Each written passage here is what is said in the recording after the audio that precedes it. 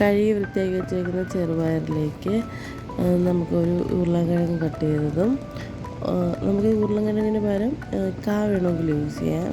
അപ്പോൾ ഞാൻ ഉരുളക്കിഴങ്ങ് എടുത്ത് ഒരു സവാള കട്ട് ചെയ്തതും, ആവശ്യത്തിന് ഉപ്പും, നമ്മളൊരു കണക്ക് വെച്ചിട്ട് ഉപ്പ് ഇട്ട് 1/4 ടീസ്പൂൺ മഞ്ഞൾപ്പൊടിയും 2 പച്ചമുളകും, അത് നിങ്ങളുടെ ഇഷ്ടത്തിനെടുക്കാം. അടച്ച് കുക്കറിൽ വെച്ച് ഒരു 4 വിസിൽ. ഈ സമയം കൊണ്ട് നമുക്ക് കുറച്ച് തേങ്ങയിലേക്ക് ജീരകം ഇട്ട്, പച്ചമുളകൊന്നും ഇടണ്ട, പച്ചമുളക് നമ്മൾ ഇതിലിട്ടിട്ടുണ്ടല്ലോ, അപ്പോൾ അതും അരച്ചെടുക്കാം. എന്നിട്ട് നമ്മൾ ഇത് നന്നായിട്ടൊന്ന് ഉടച്ച് അതിലേക്ക് നമുക്ക് അരപ്പ് ചേർത്ത് കൊടുക്കാം. മഞ്ഞൾപ്പൊടി ഞാൻ ഇട്ടിട്ടില്ല, ഇതിനൊന്നും ആദ്യമേ ഇട്ടതുകൊണ്ട്. നന്നായിട്ട് നിങ്ങൾ ആവശ്യത്തിന് ഉടച്ചെടുക്കാം. പിന്നെ വെള്ളവും ആവശ്യത്തിന് ഇതാക്കിയെടുക്കാം.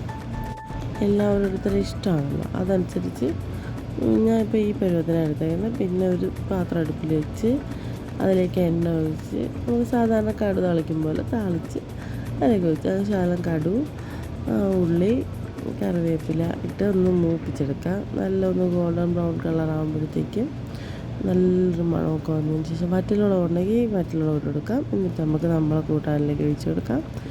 നല്ല അടിപൊളി കറിയാണ്. ട്രൈ ചെയ്യാത്തവരുണ്ടെങ്കിൽ ഒന്ന് ട്രൈ ചെയ്ത് നോക്ക്, ഫീഡ്ബാക്ക് ആയിരിക്കാം. ഓക്കെ, ടാറ്റാ, ബൈ ബൈ, സീ യു.